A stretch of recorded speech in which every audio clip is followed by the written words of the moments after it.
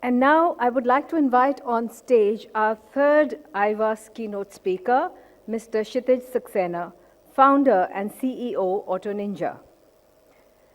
An alumnus of IIM Bangalore and IIT Kanpur, Mr.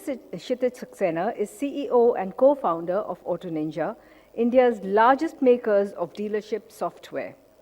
Autoninja CRM is used by more than 200 dealerships in India to improve dealer sales team performance.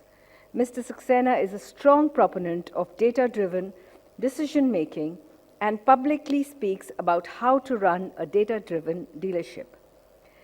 Mr. Saxena has an MBA from IIM Bangalore and a BTech from IIT Kanpur. Who better qualified to speak on auto-customer relationship management than Mr. Kshitij Saxena? Please welcome him with a big round of applause. Thank you. Thank you. Is this working?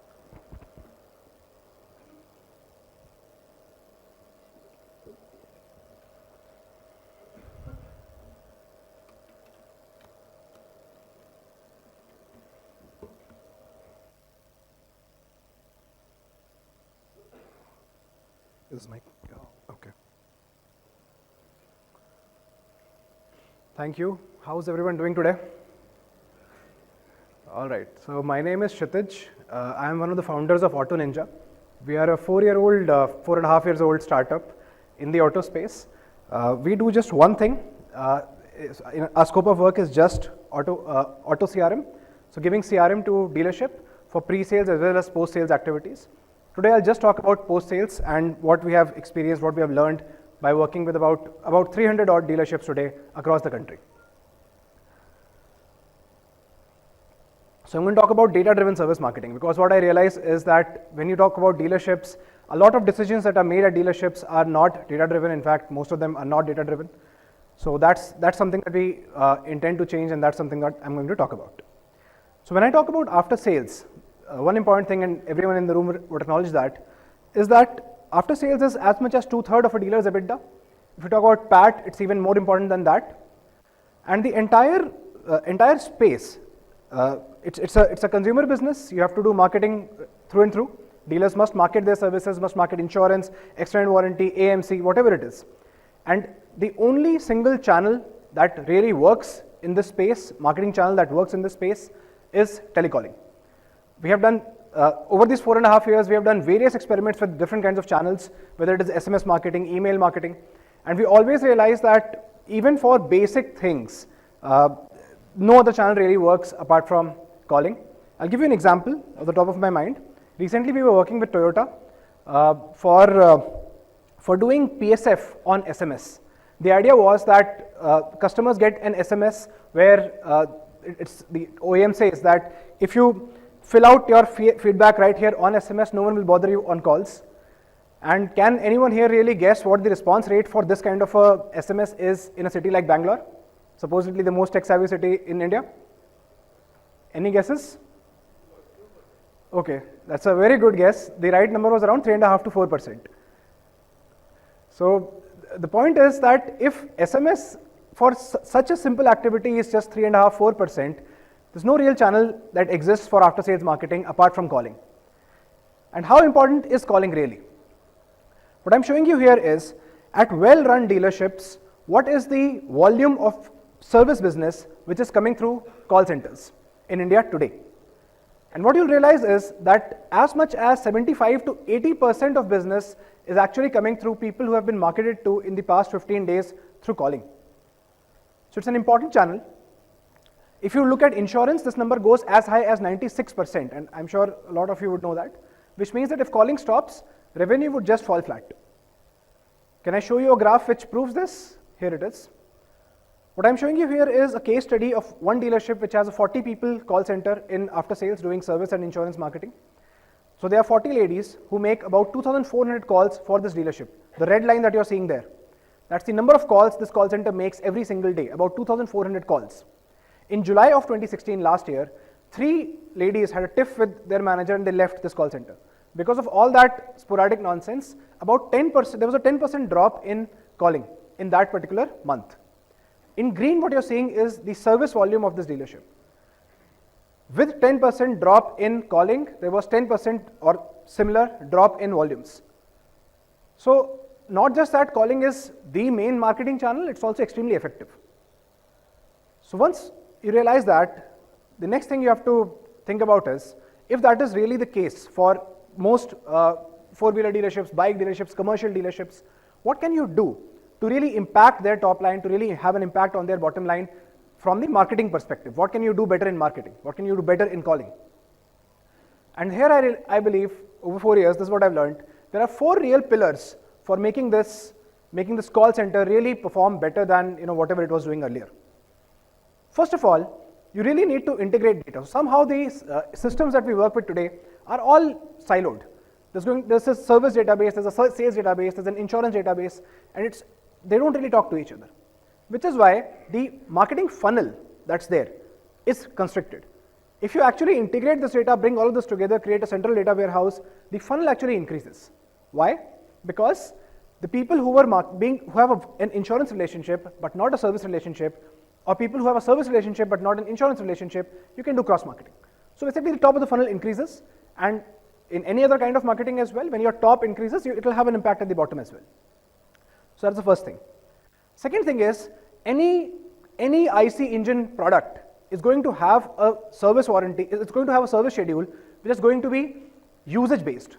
It's 10,000 kilometers or 2,000 kilometers or 500 kilowatt hours, hours or whatever it is. But some kind of usage based service schedule is going to exist. And if you're going to do marketing to people to enforce that usage limit, you have to do strong prediction of mileage or of usage or of whatever it is. And in India, it is surprisingly hard to do. I'll show you data to show you the kind of pains we have gone through and the kinds of pains that exist in dealers' data in India today. The third thing is a realization that the work that most telecallers today have to do is enormous. There are cases where people have to follow up 1,000 leads in a certain day, and that's not going to happen. So systems have to be intelligent enough to really predict and say, okay, here are the top 100 customers, most important, convert them. The next 500 are not as important. The next 400 are not going to convert. And this should happen intelligently. It should not happen by a simple linear scaling method. I'll talk about that. The fourth thing is that we have to understand that the dealer workforce, which is doing this after sales marketing, is the only brand ambassador you guys have. Once you have sold the car, for the next 5 years, 6 years, or 10 years of life, these are the only people who will get in touch with the customer, regularly. And these people are very low paid, they're underpaid. In tier 2, tier 3 towns of India, I'm not kidding, these people get paid as much as just 5,000 rupees every month. So you cannot just leave it to them. You cannot leave your brand messaging to these guys. You have to actually have strong control. As Mr. Bhatt just said some time back, that that control is needed with software. You need to put that in place so that no one is really saying things which you don't want them to say. So that's the fourth point, which is about making call recordings and making them very analyzable. Every single conversation with a customer must be recorded and must be analyzed, and I'll talk about that. Again, reiterating the first point I was making today about integrating data, increasing the top of the funnel. It's about getting all these databases, sales, service, insurance, get everything together, make a central data warehouse, and then do marketing on top of that data instead of doing service marketing from service data, insurance marketing from insurance data, and so on and so forth. Marketing should not be siloed. It should be central. That's the idea. What should it look like? What would it look like in any of the interfaces? This is what it would look like. Basically, making sure that your telemarketers have access to the sales records for customers, the service records, insurance records, your post-service feedback records. What happens when you do this? What happens is that your telemarketers now actually become salespeople, because now they can have a conversation with a customer, an actual conversation. So if someone calls up and says, I don't want insurance from you because you guys are bloody cheaters, we had a bad experience with you 3 months back, so I don't want any relationship with you. What happens right now is the telecaller would just put the phone down, that's it. You have lost a customer as an OEM, no one knows about it. What should happen is that the telecaller should revert back with information and say that, sir, I know that this Mr. Service Advisor did this mistake 3 months back. You gave us a bad score, you gave us a 6 on 10. But I also know that this is your 6th service. 5 times in the past 3 years, you have had an excellent experience, you have given us a 10 on 10. Believe me, we are a customer-focused organization. We will take care of you, give us another chance. That's now a sales pitch. What you right now have is a transactional message which does not work. Enable your telecallers to actually give out a sales pitch. So that's the idea of data integration apart from the top of the funnel. What does it look like? So what does this top of the funnel thing look like actually? What can I show you numbers, an actual case study to show you how much impact it has on a dealer's revenue? This is one of the largest dealers in India, 25,000 services done every month in Gujarat. It's a Maruti Suzuki dealership. What I'm showing you here is how much volume of insurance renewals are they doing in any month or in any period, and where is it originating from. So 17% of all their insurance business originates from their service relationships, their service database. As much as 42% of their refinance business is originated from service and PSF relationships. As much as 9% of their exchange business comes from cross-department relationships, and then some, you know. So what is this data integration, this top of the funnel increment, this, you know, interdepartment collaboration doing for this dealership? It's 15% of their revenue. If you take this entire thing out, this dealer's revenue falls by 15% very measurably. So that's a report card of what happens with data integration. My second point about mileage prediction. In your DMS systems, just do this. I'm sure many of you would have done it. If you have not done it, do this. Just find out between any two milestone services, let us say the 10,000 kilometer service and 20,000 kilometer service, how much time is a customer taking on average between these two services? Just do this. And what you'll find out is that there are going to be half the customers who are going to exhaust their mileage limit before, let's say, half the year, 6 months are over. Some are going to exhaust this limit before 9 months are over. How many people are actually waiting for an year to come back? That's the question here. So what we realize consistently, this is data for a Hyundai dealership in Pune, as much as 75% customers come back to the dealership before the entire 1 year period is over. What is the implication of this data on marketing? If you were to leave the dealership to do its own marketing based on Excel sheets, based on whatever it is that they are doing, they will call the customer once every year. If they're calling the customer just once every year because they don't have mileage prediction, what's going to happen is 75% of the customers who will get contacted, the contact will be irrelevant to them because they've already done a service, either in your network or outside your network, but the service is done. So your marketing will only be relevant for 25% of the people if you don't have mileage prediction in your systems. And mileage prediction is extremely hard in India. It's extremely hard. If any consultant tells you this is something they will do regression or something, call their bullshit. It's not going to happen. It's very, very hard. Why is it hard? Because I'm going to give you 3 reasons here, but there are actually 30 such reasons, and you have to know them. I'll just tell you 3. First case is, there are going to be cases where there will be just 1 job card or 2 job cards in the entire database. The data is going to be so sparse that regression will just draw a straight line, and it will be inaccurate by definition. In these cases, you need to have a system, an algorithm where the system knows what's the population of this particular vehicle doing. You know, if it's a Swift, then what's the Swift doing in this particular region? You know, in mileage, what's the mean? What's the standard deviation? Use that as signal along with the single job card and make a prediction in this particular case when data is sparse. Depending upon which DMS system you have, I'm talking about case 2 here, what's going to happen there is, there are going to be errors in mileage entry. So someone wanted to write 10,000 kilometers but ended up writing 1 lakh kilometers. You know, extra 0 is there. All those things will show up like that, you see. You will have dots and then there will be a dot which will be an outlier. Once that happens and you do regression across that kind of data, it's going to just get messed up.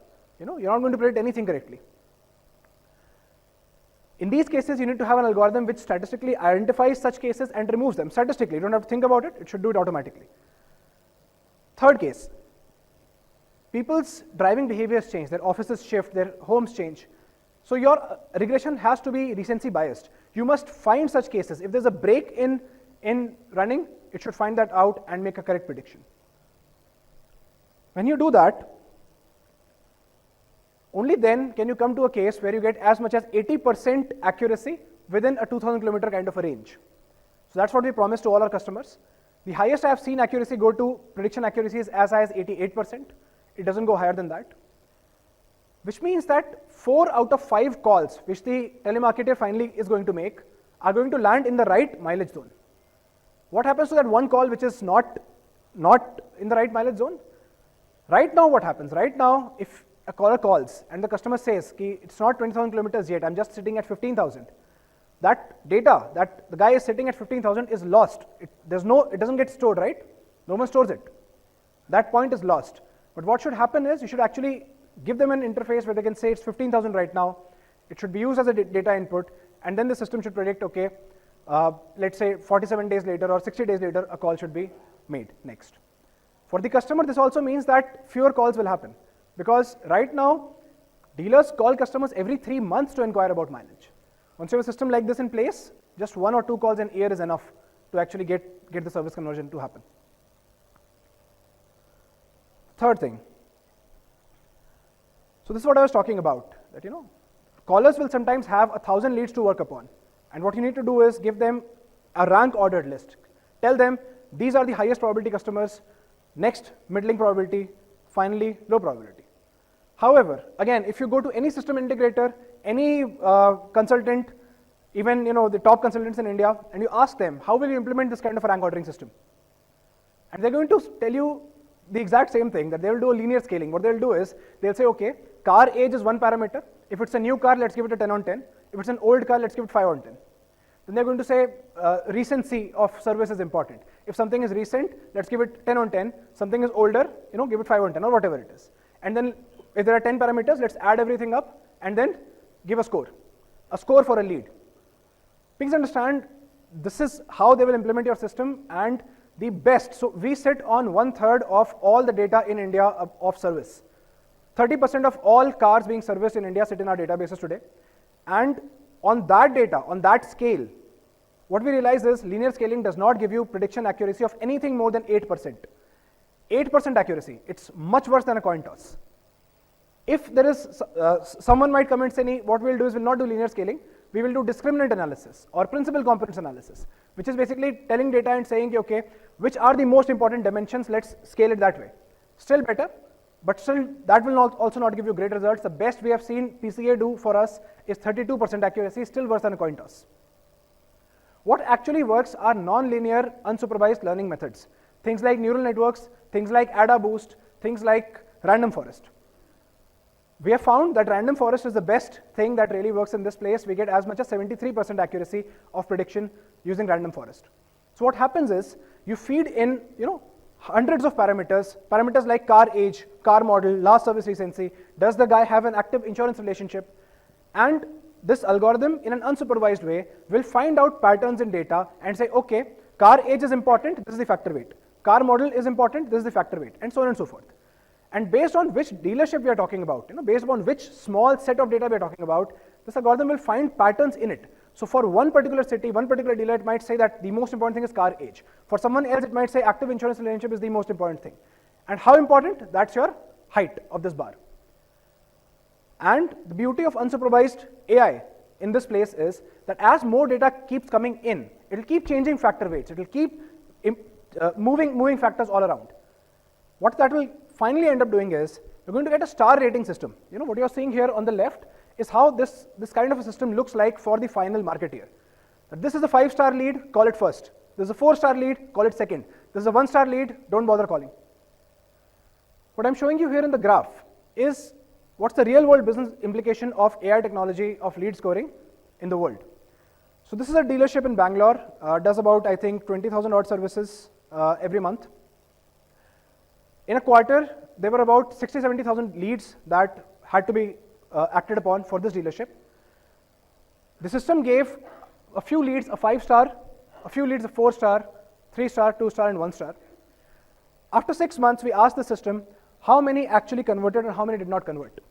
And you'll see of the 5-star leads, as much as 90% converted, 4-star only 70% converted, and 1-star nothing converted practically.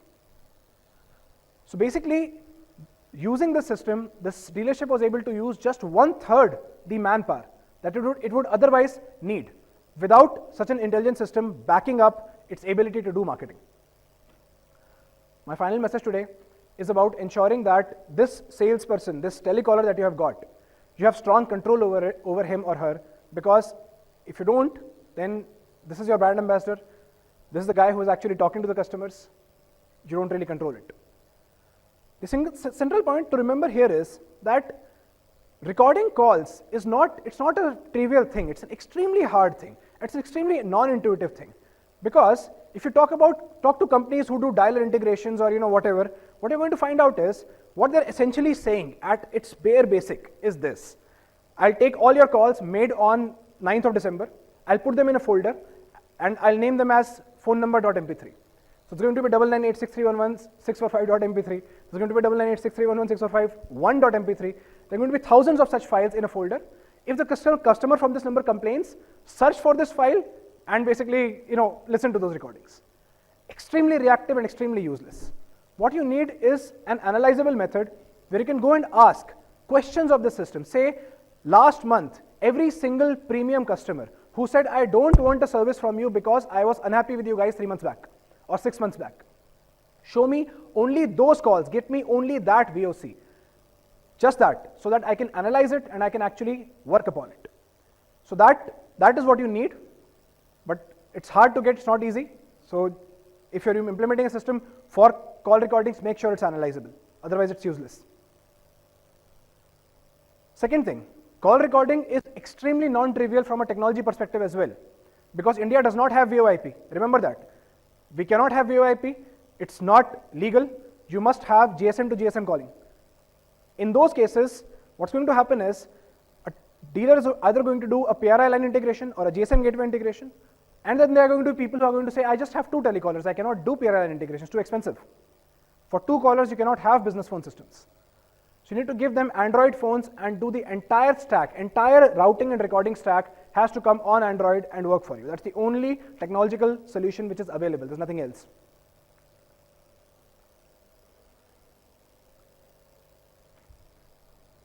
The final thing I'll say today is that when you do this, when you really have a CRM and telephony systems which work together closely, you can do beautiful things. You can have fraud alerts. When a telecaller enters into the system saying, I called the customer, but she said she doesn't want a service or she doesn't want to buy an insurance. You can have fraud alerts that come to telecallers, that come to managers every time a fraud has been entered into the system. It's a common problem. This happens quite a lot in call centers today. What I'm showing you in the bottom is a case study of a dealer in Mumbai, 5,000 services roughly, every month. They used to have about 2,500 instances of telecaller fraud every single month. Then they started the system with us and it dramatically fell by 90%. Multiple things, but this is what I wanted to discuss today. If you guys have any questions, I'd love to answer them. Yes. Can someone give a mic to the gentleman, please?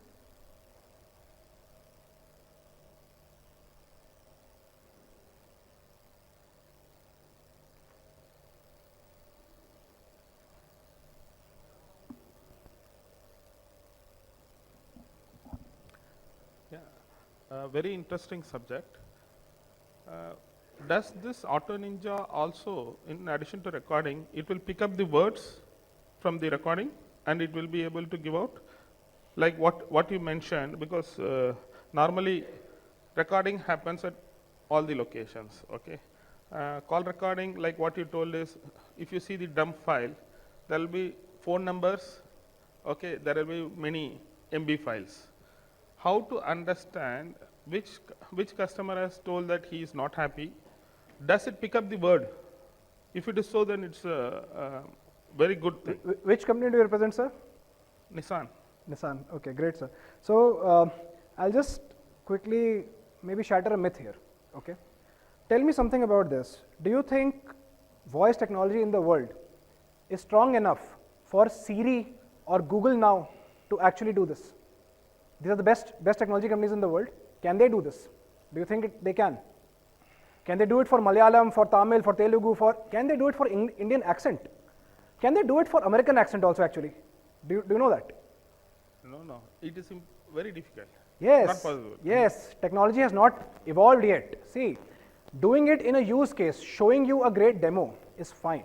But doing it for 100% cases is a different matter altogether. Technology has not evolved to reach 100% accuracy here. In fact, I'll show you a study if you want. I'll share it with you. I have it. This is something I follow very closely. 20% accuracy is all you get in these kind of setups today. The best technology out there is just 20% accurate, which means if 100 words are thrown at it, 20 words are roughly done okay. In a setup like, Indian accent, in a setup like Malayalam and all, with American accent and all, this is as high as 43-45%. It doesn't exceed even that. Now imagine building a marketing system like this with a 40% or a 20% accurate setup. It will fall on its face, it will not work out. But salespeople of a lot of companies in India are promising this. None of it works at scale. It works in the demo, it doesn't work at scale, because again, ask yourself, if it works at scale, Siri would have been beautiful right now. It would have worked perfectly. If Siri does not work perfectly, this is just marketing bullshit, it doesn't work out. You are telling about Autoninja, there is a recording. We don't do this because the technology doesn't exist today.